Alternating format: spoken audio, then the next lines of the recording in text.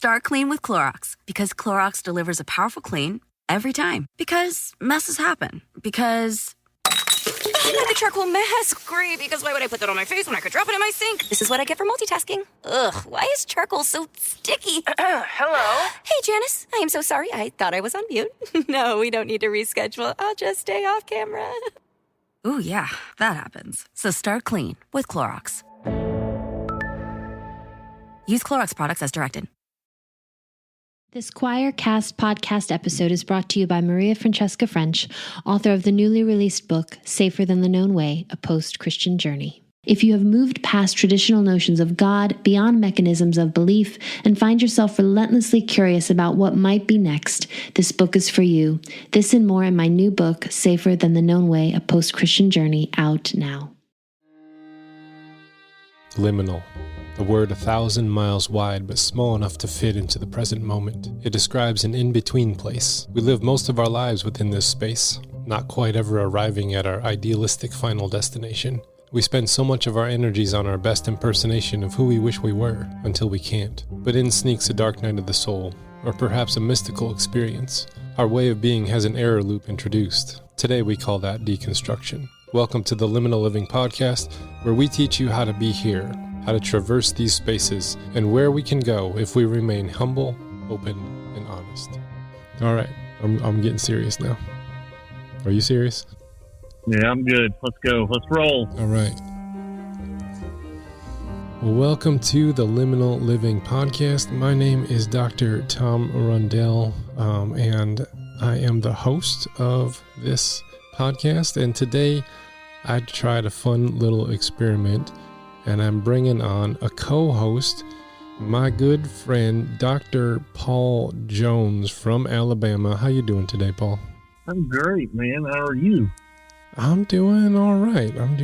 I was doing some scrubbing around here at the church because I'm a monk, and I'm in charge of caring for the building. So I got that all done, and now I get to talk with you. Yeah, that's awesome. Yeah. I've been doing some work this morning myself, and got a little lunch, and now I'm ready to rock and roll and talk to you a little bit about our upcoming guest. Yeah, we have. I'm pretty excited because I got to have an amazing conversation with one of my heroes of the faith, Brian McLaren.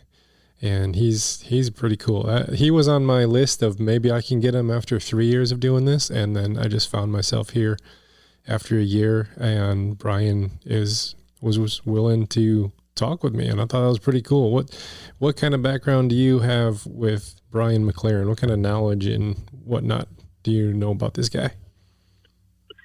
So Brian came, his work came into my life probably in the early, like 2005, well, maybe before that, probably 2003, 2004. I ran across his book, New Kind of Christian, in a bookstore, and picked it up and started reading it.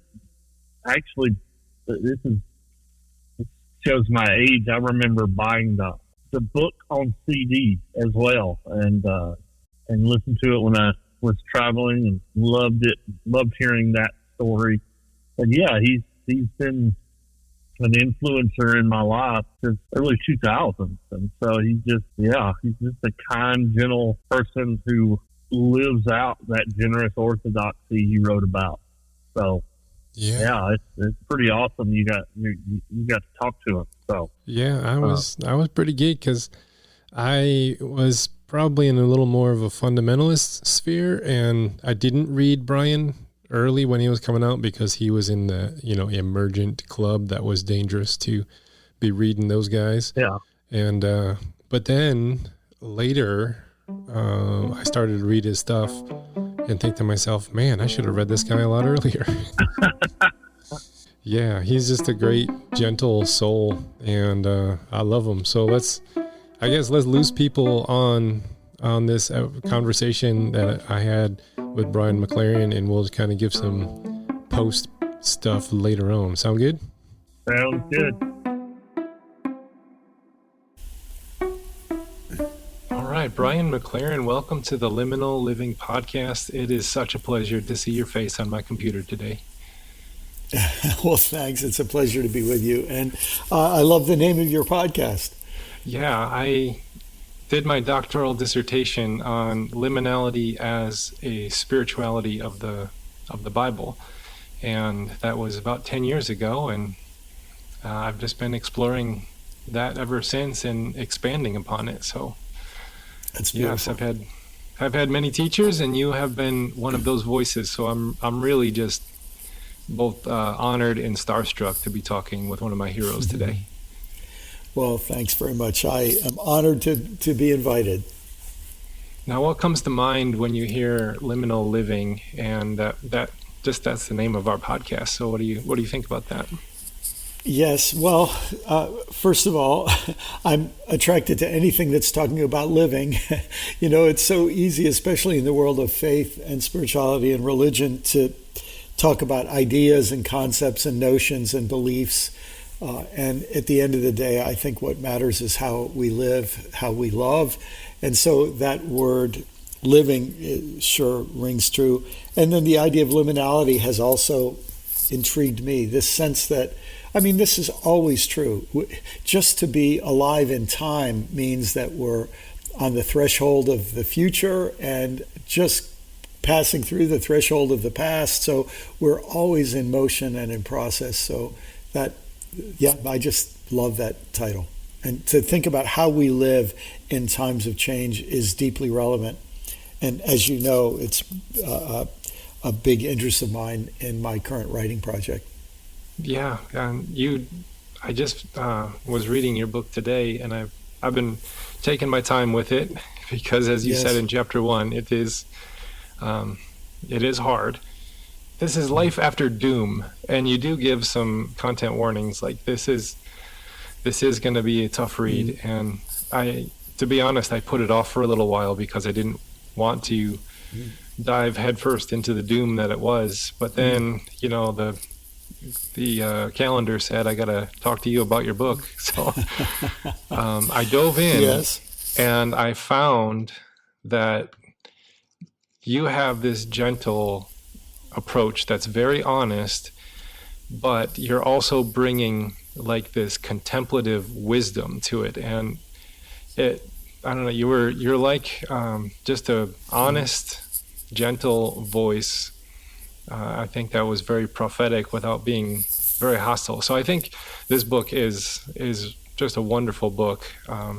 Where did your spiritual connection to nature originate? What soil did that grow out of?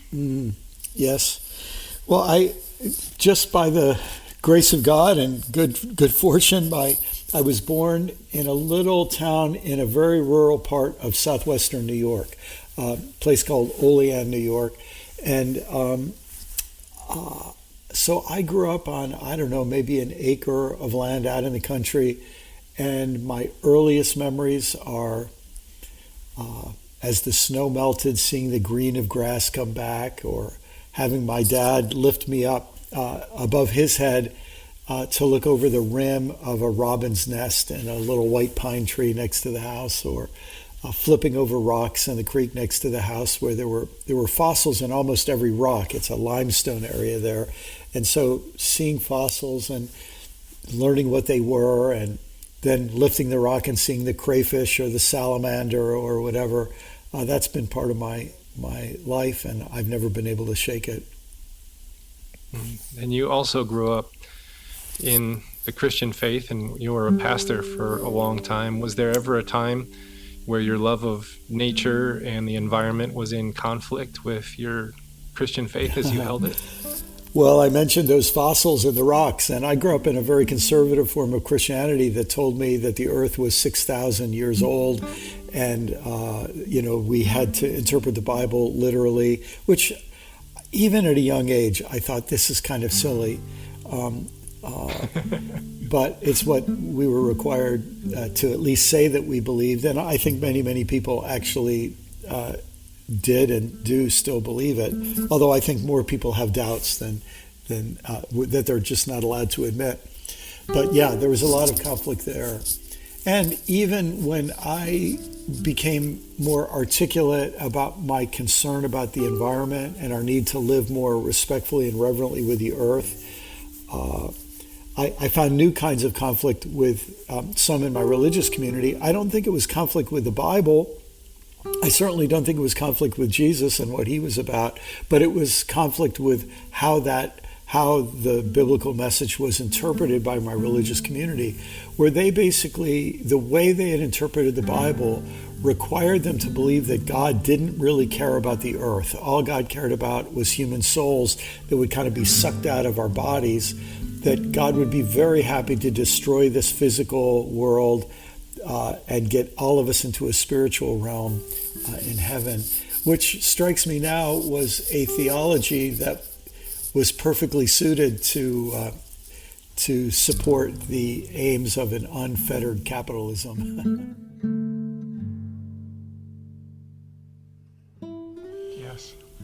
Yes. In your book, was it released yesterday or is it releasing tomorrow? In just a few days. Just a few days. Yeah. Okay. So by the time this airs, you'll be able to purchase this book. But it's called Life After Doom, and it's about how to live with the potential of an ecological crisis and collapse on the horizon. How long have you been sitting on the idea of this book, and why is now the time to loose it out into the world? So first I should say that the word doom in my book does not mean the end of the world in kind of an apocalyptic sense, the whole world burning up and blowing up. It's not like that at all. The word doom is the psychological experience of realizing that things that we take for granted as being stable are being destabilized. And the sense that the structures that we depend on to help us make it through another day and another week are not really equipped to help us deal with this new situation that we face. Some people call it a polycrisis or a multi-crisis. You could think of it like this. We have destabilized the environment in a variety of ways. Climate change is an obvious and urgent one of them, but we're depleting the Earth's soils. We're toxifying the Earth's waters. We are melting the Earth's ice. We are replacing natural life with domesticated food, life that we use for food. So when you think of all the biomass of cattle and pigs and sheep and goats and chickens, and you think, how many wild animals did they replace? And how much room will there be left for many of our fellow species as we continue to dominate the earth and exploit it even more? And when we have that sense, we're not living well with the earth, we might think, well, maybe government will help us. But our governments are currently deeply polarized, and we have a resurgence of authoritarianism, and we're experiencing real struggles in our governments, not just in this country, but around the world. And then you think, well, maybe economics and business will help us. And the truth is, business is responding better to our ecological crisis in many ways than is politics. But then you realize, no, the engine of our economic system is fossil fuels, or the fuel of that system is fossil fuels, and its engine is growth to consume more and more and more. So even though there's ways that government can help us and politics can help us, there are also big obstacles. And then you might think, well, maybe religion could help us. And I've spent my life working in the Christian faith, the largest religion on earth. And I think our religious communities could help us, but currently they are largely in service of the dominant system. And so one way to connect what I mean by doom with liminality is to say we are on the threshold of things getting a lot worse, but that could also be the threshold of the kind of deep change that we need. And that kind of change is possible. And that's the reason for writing a book like this. And I became aware of this back in 2007 and 2008 when I wrote a book called Everything Must Change. I immersed myself as part of the review of literature and my research for that book in the current literature at that time, about 15 years ago now, in understanding the constellation of problems that we face. And I've kind of kept up with that literature through the years and then done another deep dive into kind of the latest understandings of everyone from the experts who take this very seriously to the denialists who say it's all a hoax. And that's the backdrop for this book.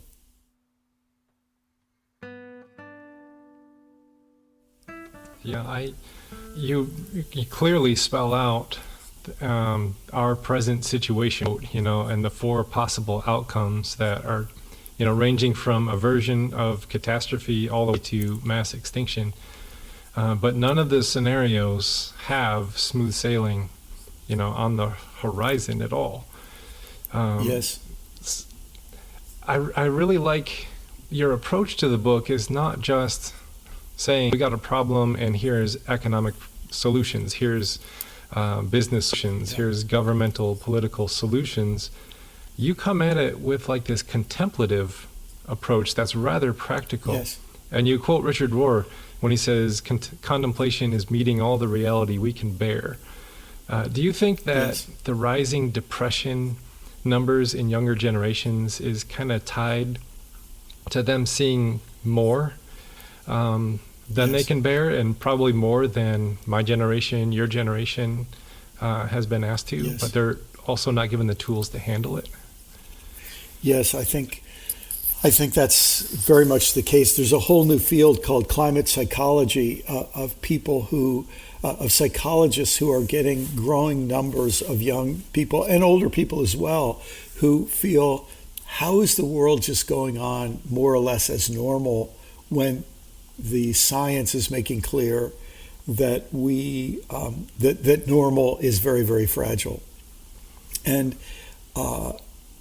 that's another part of the literature that I immerse myself in, working on this book. And there, just as one example, there is a global phenomenon of young adults saying we don't want to have children because we don't think the future they will face is a future they would thank us for bringing them into. And that's a profound thing.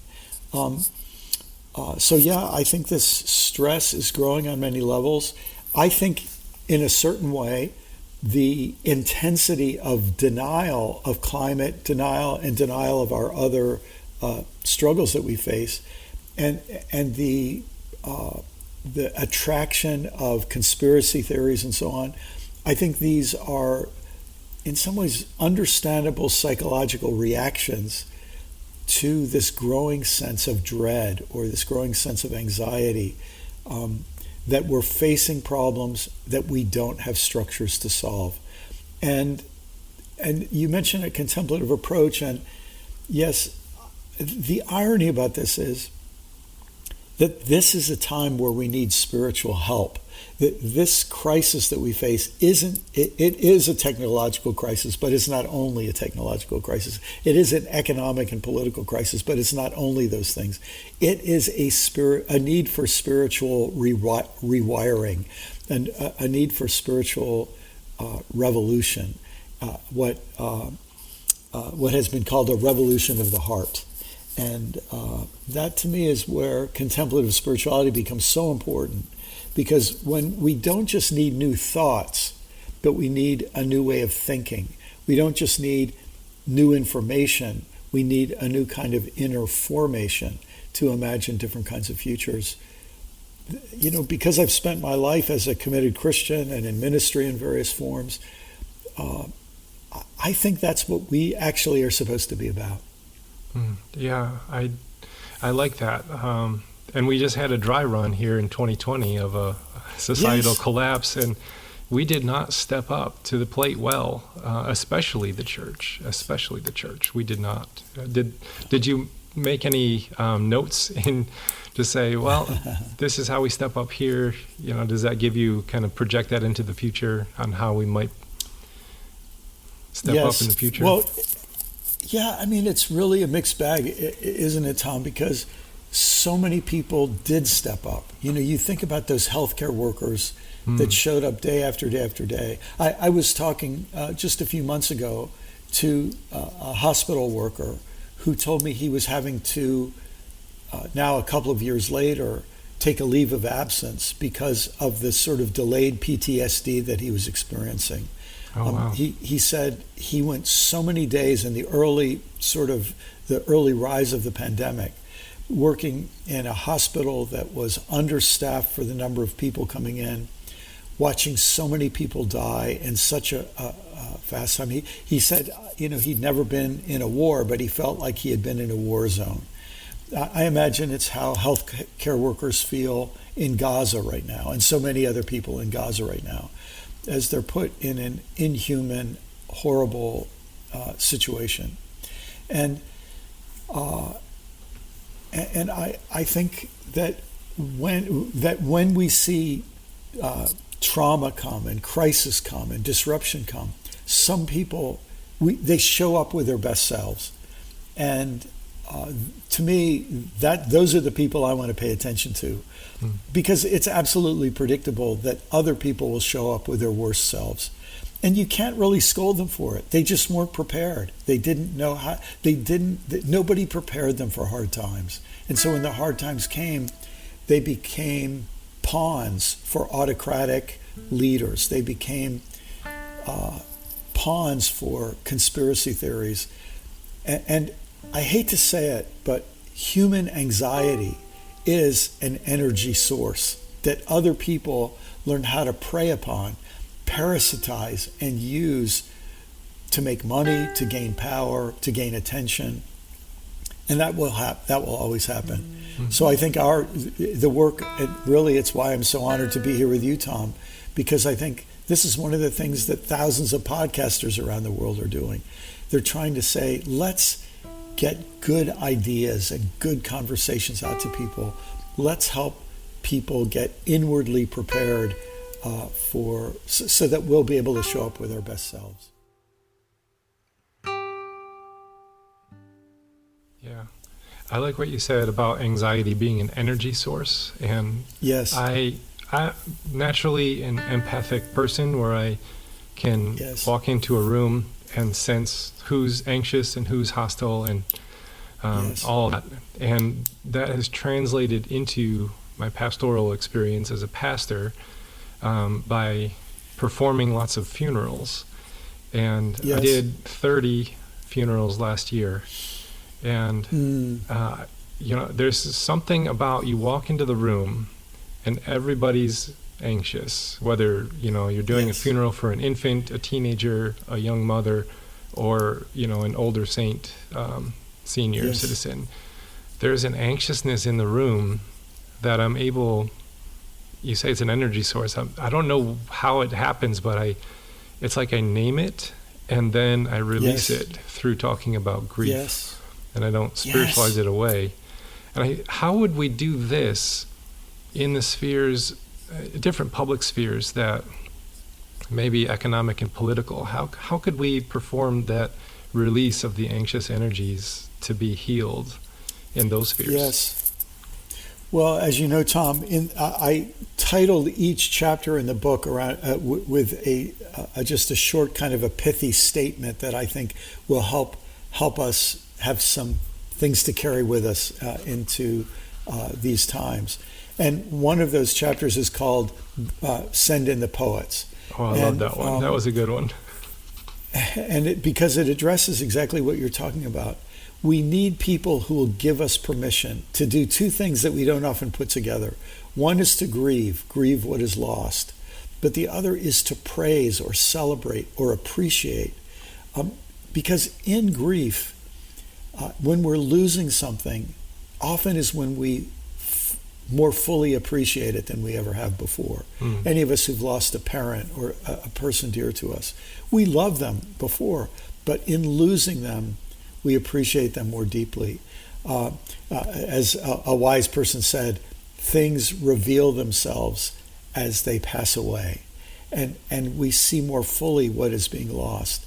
And I think one of the things that we're going to have to do in these times is, especially as the natural world is suffering because of the accumulation of negative human impacts on the natural world, is we're going to have to grieve what is being lost. I just heard this morning, and you may have heard that the UN leaders on climate change announced just in the last day or two, they think we have 2 years to catch up and get our act together and get on the program. Otherwise, there are certain things that will be irretrievably lost. And someone on this, on an interview I saw this morning, said he thinks if we don't really take the action we've needed to take for 40 years, we don't take it immediately. He said coral reefs will be lost. And he just said that sentence.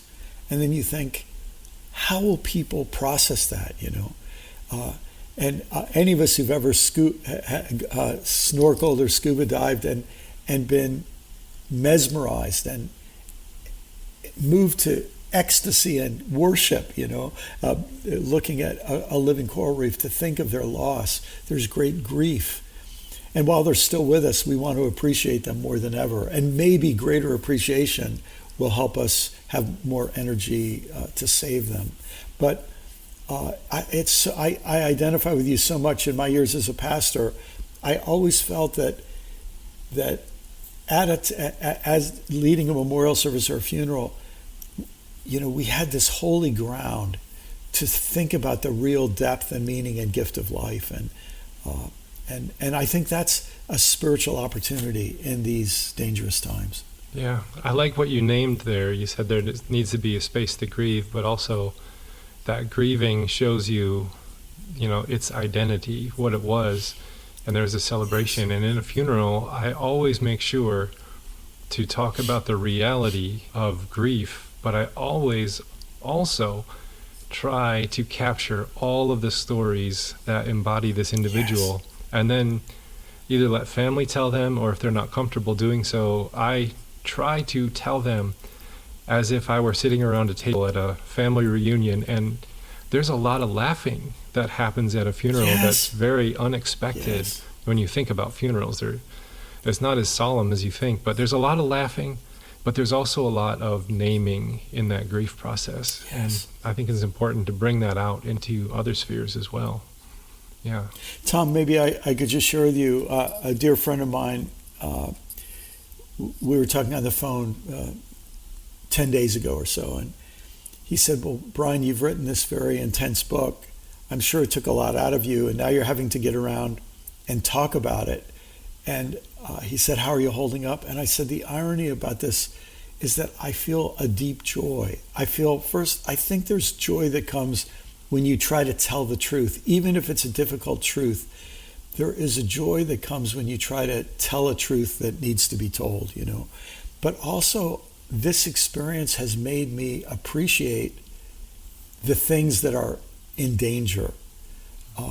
I was on a plane yesterday, and as I walked down the aisle, I just was looking at each person, and I remember having this feeling like I wanted to lay my hands on each one and just say, bless you, bless you, bless you, because I just felt the preciousness of each one. I remember there was a young adult with obvious special needs, and sitting next to him was a woman the age of his mother. I assume it was his mother, and she was having to help quiet him and calm him as she sat next to him.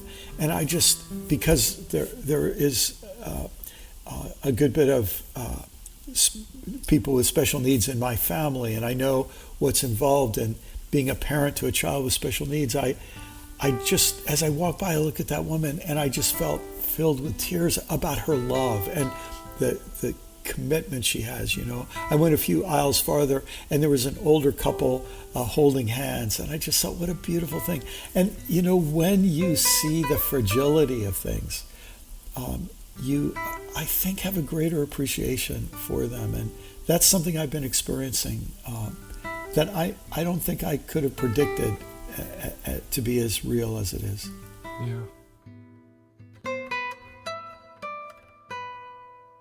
Yeah, having that experience myself, parenting a disabled child all the way up until he's 20 now, which is Yes. Pretty intense.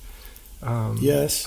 With all of the medical traumas that we've had to go through and the near-death experiences that we've had with him, I lost my old definition of hope, which was everything's going to be okay. Everything's going to be all right. Yes. We'll somehow God's going to take this and redeem it and make it all good again. And after so many times of that not coming true, and my theological beliefs were more just insulation from the reality of life suffering, protecting me from contemplation. You wrote this beautiful phrase that you said hope is complicated. And it reminds me of Thomas Merton when he said, if you want to understand what hope is, you have to understand how much like despair hope is. And then you go around and you say, that hope is complicated. And then you do this whole chapter around hope and despair and desperation. Can you say some words around your understanding of hope and despair and desperation? Yes. Well, Tom, first, thanks for sharing that from your own life. And as soon as you share that, I know you get it. You get it.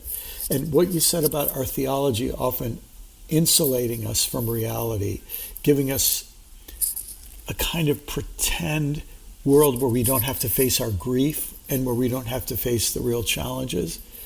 I felt this. I felt this in so many cases, but in my years as a pastor, I just felt like sometimes people's religion made them less alive because it kept them from acknowledging their grief. I think of the people who were dying, and they felt they would be sinning if they admitted they were dying. And so they would say, God's going to heal me. I'm trusting God to heal me. And in those last 6 months of their lives, instead of desperately saying, God's going to heal me and I've got to make a positive confession and all this sort of, if they would have said, I've had a good life. It's been a great gift. I want to say goodbye to my family and friends. I want to take time to appreciate the blessings I've had. But their faith put them into a kind of frantic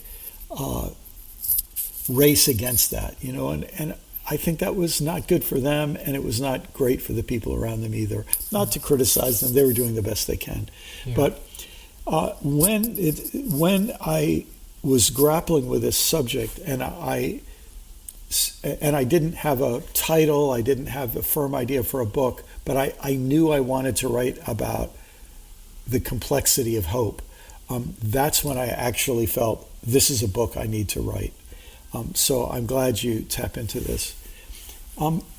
Hope is a psychological necessity. People with hope, in almost every way I've ever heard of, they're psychologically better off than people who have no hope. But there is a kind of hope that keeps people from facing reality and grappling with reality. And a term that I latched onto that comes from the New Testament. In the book of Romans, there's a passage about Abraham. And Abraham was given a promise when he was a very old man, and his wife was a very old woman, well past childbearing years, that they were going to have a son.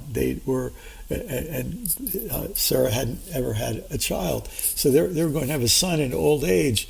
And Paul writes, he contemplated his wife's body and he contemplated his own body. Yeah. He didn't hide from reality. You can imagine, you're going to have children. And he looks at his wife's body and says, she's going to have children. And then he looks at his own body. I'm going to have children. And then I love the phrase Paul uses, in hope against hope, he believed. And I think there is a kind of, we could call it a cheap hope or a superficial hope or an easy hope that is a denial of reality. But I think there's a deeper hope that comes when we face reality. And here's the quote that really just enchanted me and I think is full of wisdom. Came from the poet president of Czech Republic, Václav Havel, to me, it's what a wonderful thought of having a president who's also a poet. But Václav Havel, and he was a playwright as well, Václav Havel said, hope is not believing that things will turn out as we wish. Hope is believing that some things are worth doing no matter how they turn out. And that, to me, takes me a little closer to that hope against hope. Wow. That is very profound use of the word hope. That Yes.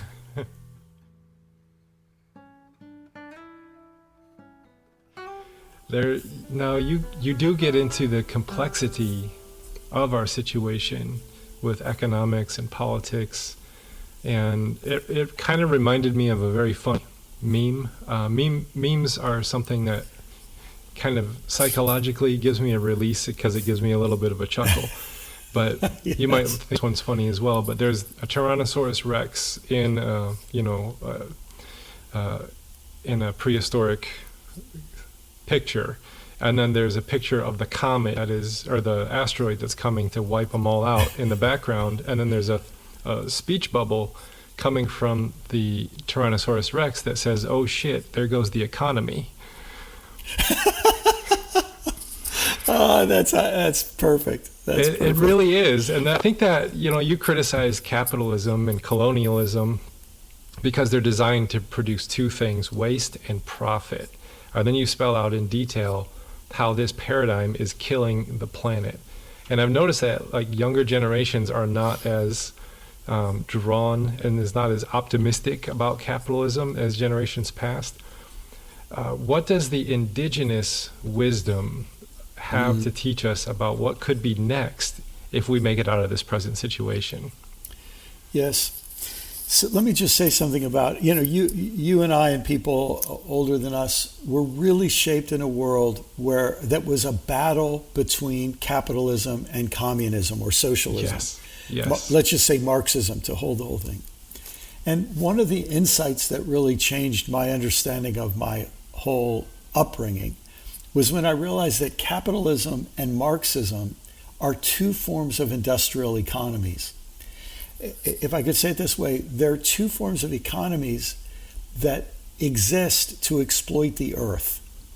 And Marxism is very concerned about not exploiting human labor.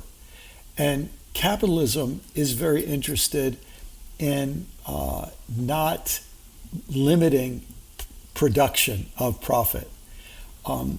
Neither of them were shaped in a world where they understood our environmental limits. And one of the concepts that I hope people will gain as they read this book is a simple term. It's the term overshoot. And overshoot means when we are sucking more resources out of the earth than the earth can replenish, or we're pumping out more wastes into the earth than the earth can detoxify. That's overshoot. And neither communism, or Marxism, nor capitalism emerged in a time when people were really worried about overshoot. They didn't understand it. They were just beginning to think about it in the 1850s when these ideas were really being articulated. That was also the time when fossil fuels were just beginning to be exploited. And so now 150 plus years later, we're realizing, we need an economic system that isn't based on exploitation of the earth or exploitation of labor, but rather we need an economic system that begins with the idea that we have to maximize the health of the whole, maximize the well-being of the earth. I have a friend who, when we first met, I asked him what kind of work he did. He said, "I'm an organic farmer." I said, "Oh, what do you grow?" He said, "Oh, you don't understand organic farming. There's only one thing we grow. That's soil." And what he was saying is the crop that we grow is so much less important than the work we do to keep the soil healthy and functioning. If we keep the soil at its best, at its most alive, then we can grow all kinds of things. But our work is growing soil. And if we were to start looking that way at the earth, it's not a way we've thought about the earth for a long time. And this is where indigenous cultures at least have the memory. They've carried the memory because it's more recent. They carry the memory. I'll give you an example. There's a beautiful book. It's honestly one of my favorite books I've ever read. And as a writer, that means a lot. It's called Braiding Sweetgrass by Robin Wall Kimmerer. And she has a chapter where she talks about what she was taught as a little girl in her indigenous culture that was called the rules of the harvest. And so if you're out looking for a plant that you need for medicine or for food, there might be a rule that says this: you always pass 2 of them before you pick one. It's your way of making sure you're not taking the last one, you know. Or another of the rules might have been that if you were their ancestors were out with a bow and arrow and they were going to take a deer, after they took that deer's life, they would pause and they would thank the deer for the deer's life. Now you might say, well, is that just superstition? I don't think it did much for the deer. You're right, the deer was, I don't know if the deer understood a word of that. But what it did to the person is to say, my life depends on your life. And I had better have reverence about your life, because taking your life can make me consider you cheap and worthless. But if I understand what's really going on, I'll have reverence for this prospect and humility. I won't go around bragging about how good I am. I will be grateful that the earth exists in the way it does, that I'm allowed to have this food. So there's just a whole different way of life. I think this is the thing that I hope people will feel as they read this book.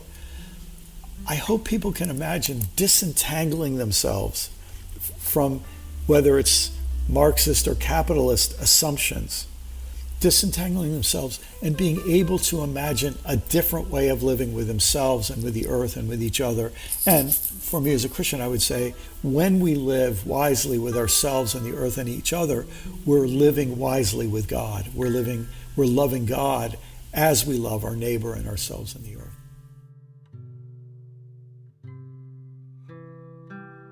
Now, growing up in like a suburban area with not a lot of access to agriculture, yes, land, hunting, trees, but now living in a rural culture, I have developed a connection to the rhythms of the place I'm in.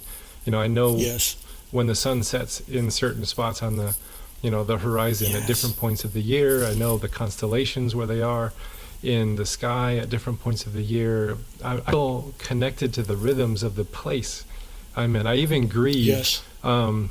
Right around the second week of July, the cicadas come out and start singing up here, which means you're halfway done with summer, and I start grieving in that moment.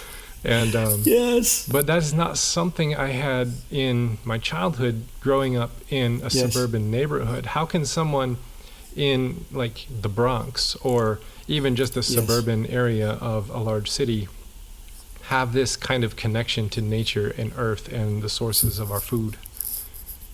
Yes. Well, first let me say one of the beautiful things that exists in some cities is that the people who planned the cities planned for that. And they created parks and other spaces where there'd be some nature maintained in the cities. Other cities didn't. And the reason they didn't is because they didn't want to waste money on that land. And of course, wasting money says that they were willing to waste the land to produce money. And so part of what I think we start by realizing is that we were not born into a natural situation. We were all born into a world that has been so altered by human beings, and especially in their greed. And you can't even blame them for being greedy very often. You just realize they were shaped in a world that measured value by money. For those of us who are Christians, when you feel the intensity of that, you understand why one of the wildest things Jesus ever said and he said it in a couple different times in a couple different ways, is that you will either love God and hate money, or love money and hate God. I think what Jesus was after there is that money gives you a set of values that puts you in opposition to God, because God's values are so different.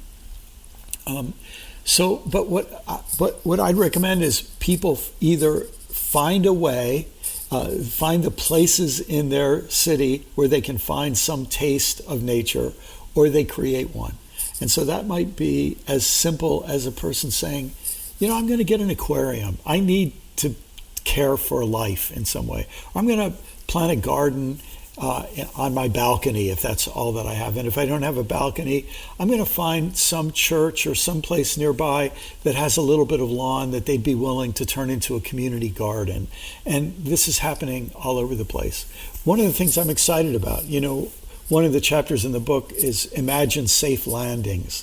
And when we start to imagine what life can be like on the other side of the trouble that we've created for ourselves, as long as we avoid that fourth scenario, I think we'll have a very exciting future. It's already being done, but people will begin to transform our cities into places that are more hospitable for nature.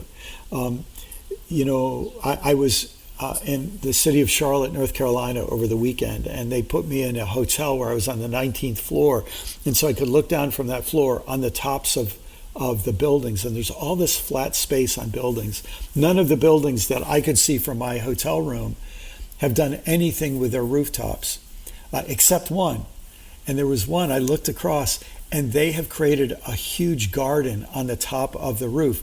They had trees growing. They created a little oasis on the top of this high-rise roof. When I was speaking at a church, and as I was leaving the church on Sunday, some children were running around in a little park. The church had created a park in its front lawn, and the children were yelling, "We found a frog! We found a frog!" And sure enough, they found a little tree frog that was living in the middle of Charlotte, and in part because there was a church that decided to preserve some trees and not turn it all into parking lots. So I think that work, it's going to be work of the coming generations. And here's what I can promise. The work of restoring the earth will be 1,000 times more worthy than destroying the earth for mere money. Yeah. Wow.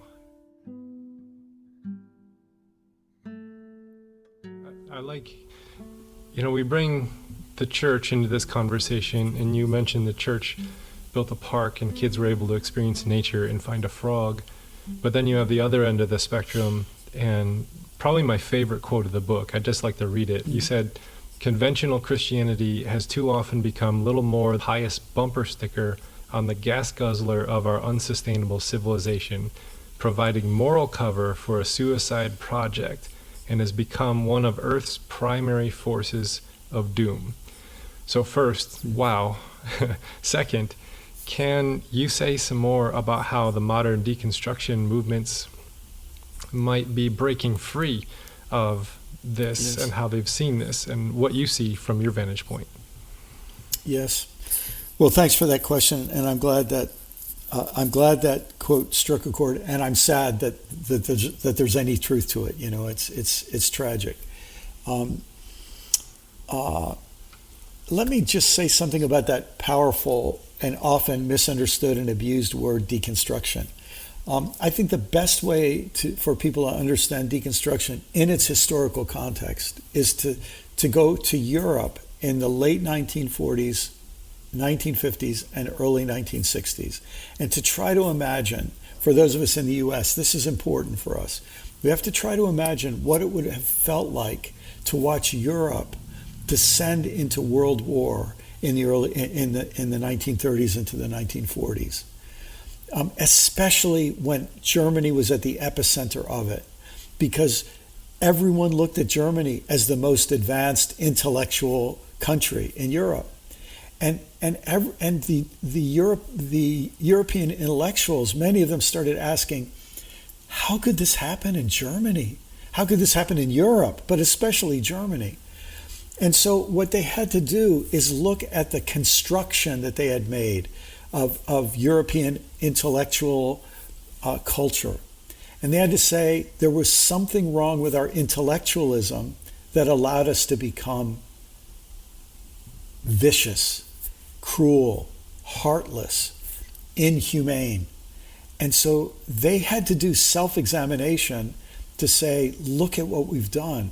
And then what happened is that folded into something that was going on exactly at the same time, which was France and England and other European countries were letting go of their last colonial holdings. A lot of people don't know that it wasn't until the early 1970s that the last colony of England gained its independence. And if Americans feel superior about that, well, we still haven't resolved the status of Puerto Rico and several other of our colonial holdings, right? So then this spreads to realizing, what did Europe do with colonization and colonizing? And then around that time, the feminist movement is going on. And they said, yeah, and we created this very advanced world, but we put men in the driver's seat and put women in the back seat, so to speak.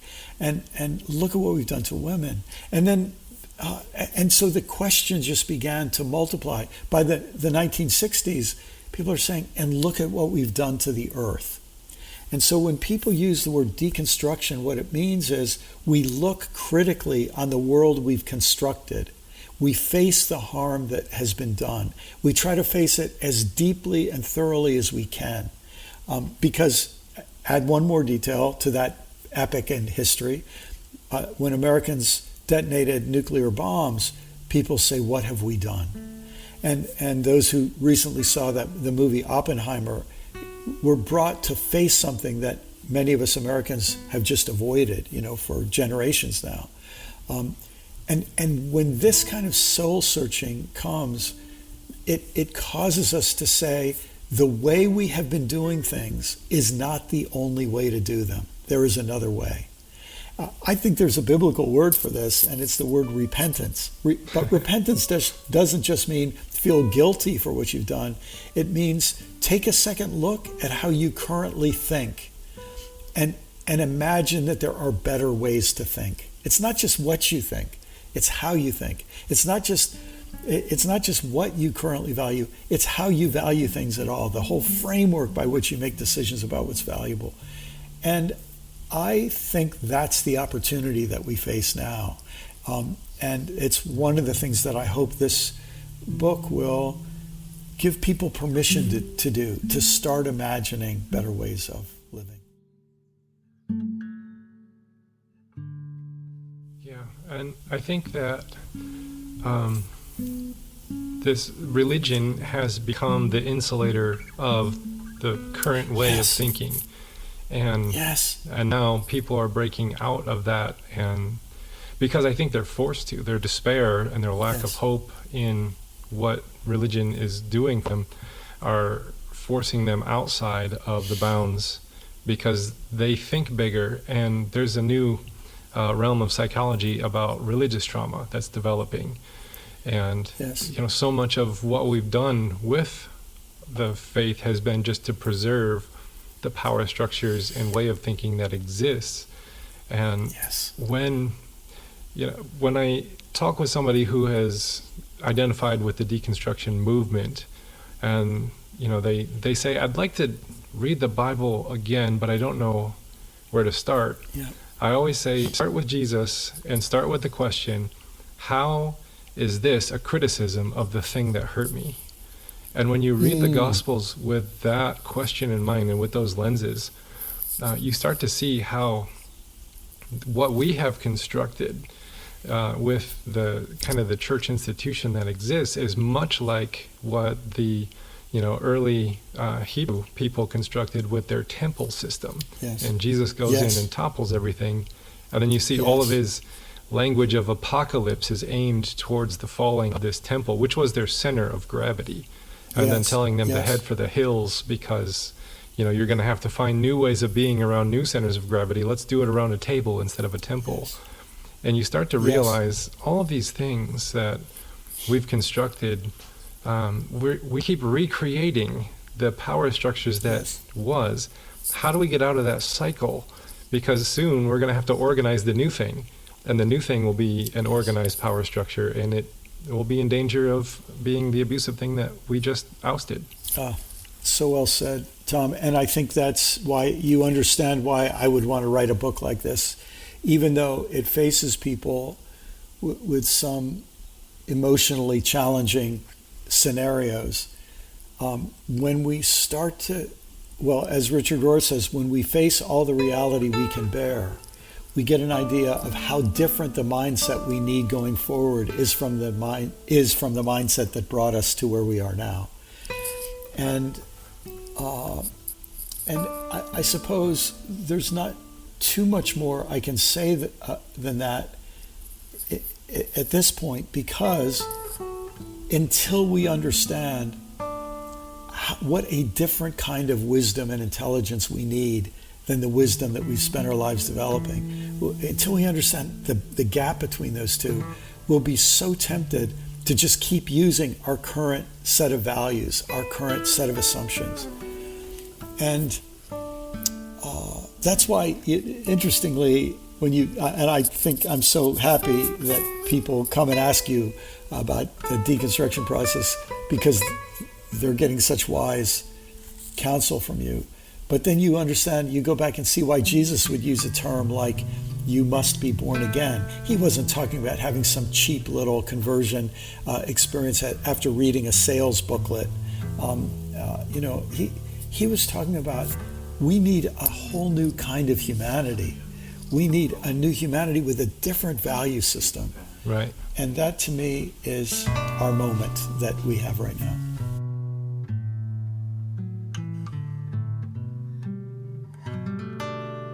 Yeah, I gotta let you go because you got 3 minutes left, but I like what you say. This is I think the most hopeful thing you said in this book. You said it only takes 2 or 3 to build an island of sanity in a world falling apart. And I love that idea, and that's what I'm trying to do, and so many are trying to do, and I think this work in the world. Where would you like to send people to connect with your work, and where would you like to send people to buy your book? Well, and first, let me just say thank you to you. It's been such a pleasure to have this little island of sanity with you, Tom. I'm honored to meet you. If people go to my website, brianmclaren.net, they can get access to all the links to social media, information about the book. I always encourage people to try to buy the book from a local independent bookseller if they possibly can, but wherever they can get it anywhere. So I hope it'll be helpful. All right. Well, we'll put that in the show notes, and all the links will be there for you. And Brian, it's been just wonderful. You've been one of my heroes for a long time now, and it's been wonderful to just see you and connect. So thank you for coming on the show. The feeling's mutual. Thanks so much, Tom. Well, thank you for listening to the Liminal Living podcast. I don't know about you, but my brain and my heart were about to explode with the compassion of this man. Paul, what did you think of Brian McLaren? Oh, it was so good. The book, I think, is going to be something that it gets a lot of people thinking. I think Brian took a very gentle approach to really a subject that it can, in a lot of circles, be a hot topic. And, I love the way he discussed his approach, and it got me, it kind of reminded me of a Wendell Berry type approach to looking at the earth. And yeah, it really struck me and really got me thinking about those things that, the way I grew up, we're going to, in Alabama, I remember getting a little thing that said, we're not taking airplanes, we're taking a plain air ride one day. And so he skipped this, and so it didn't matter. But he very holistic approach to some important subjects. Yeah, I really appreciated how he can call out a present institution, system, way of thinking, or even person from a place of like non-combativeness. There's no ego left in this guy. He's just like all compassion. Yeah. And I would quote something, and then he would always say like, well, we can't fault them because of their, and then he'd just go in and cut them so much slack. But yet he said the hard things, and I thought that pairing was just such a beautiful gift he has to say the hard things in a way that is non-combative. I don't know if I've actually experienced that before. That was pretty cool. I've never experienced that. I've heard that about him from friends that have met him and seen him give talks at conferences or, lectures. But yeah, I loved how he had that compassion. He did his homework on understanding streams of thought, and he didn't just say, well, this is wrong. You could tell he really had spent a lot of time thinking through why did they think this way. And yeah, that was a unique experience myself that I've never experienced before either. Yeah, he actually said he dove into all of the literature on the topic, including the conspiracy theories against. And I was like, well, that takes a lot of I guess courage to jump into some of those fears and not get triggered and angry and combative. So yeah. This was a fun one. So, well, thanks for co-hosting with me and just kind of providing some feedback along the way and some thoughts from you. I thought it was pretty cool. Yeah, it was my pleasure, man. I enjoyed it as well, and yeah, anytime, any way I can help. All right. Well, it was a little experiment having you as a co-host just to see what it's like, and I liked it. So, so we'll see you next week for another episode of the Liminal Living Podcast. So, peace out.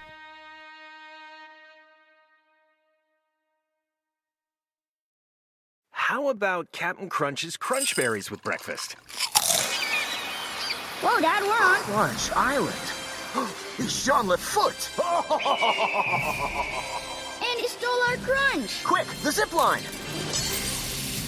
He's getting away. Throw our last Crunch Berry. No!